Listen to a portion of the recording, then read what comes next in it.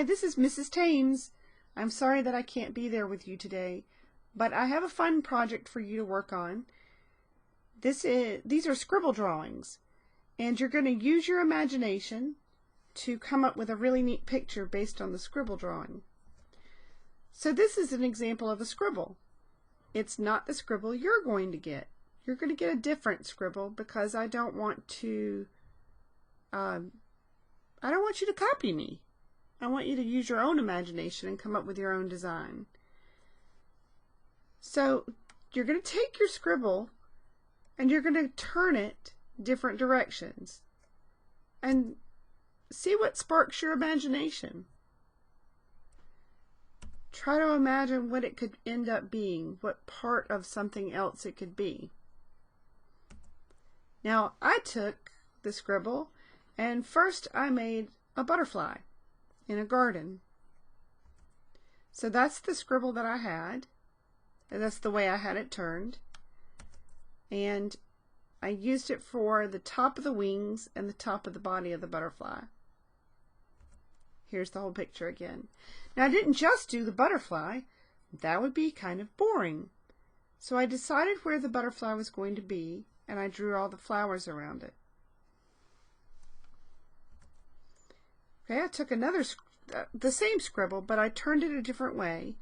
I made a guy walking on a path in the forest, smiling at a squirrel. So that's the direction the scribble was. And you can see I used it on the hair here, into the nose, and then as the bottom part of the face. And you can see it right here. There's the scribble. Notice how it just blends into the picture. It is part of the picture. It's not just a scribble stuck on somebody's shirt. You have to use it as part of the picture. Alright, here's another one that I did. Here's the scribble right there. I had the scribble turned this direction.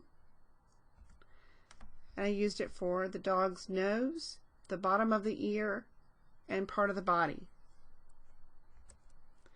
There's the whole picture again. The nose, bottom of the ear, part of the body.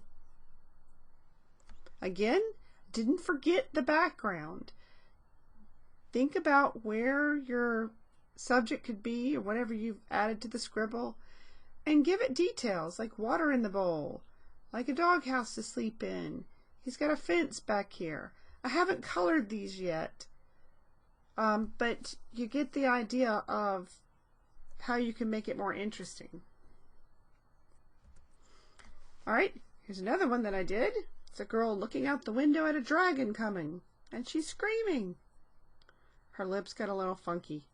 I'm not too crazy about that part, but on the whole I like it okay. That's the direction I had the scribble in. You can see the scribble is part of her nose, and then her lips and her open mouth.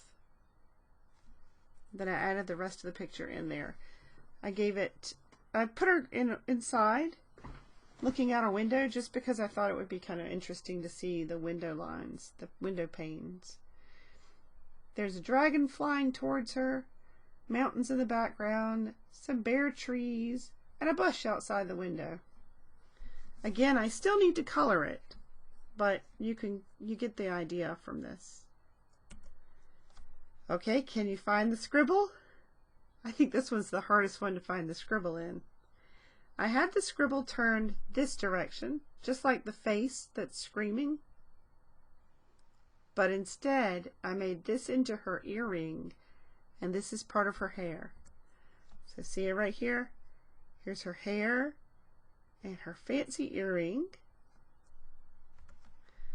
And there's the whole picture.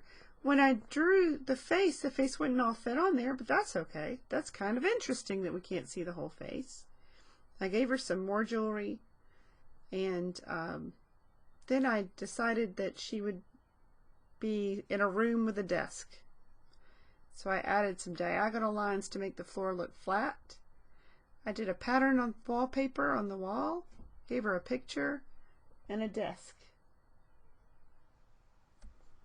Again, I have not colored it yet, but you get the idea of using the scribble. Okay, now it's your turn. So you're going to look at your scribble. You're going to turn it different directions and use your imagination. What do you see in it?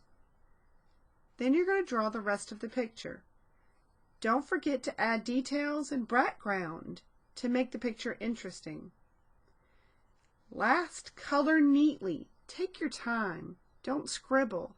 I want to be able to see your drawings when I get back. These will be graded. So you're going to keep these here until I get back, and then I will grade them and send them home with you.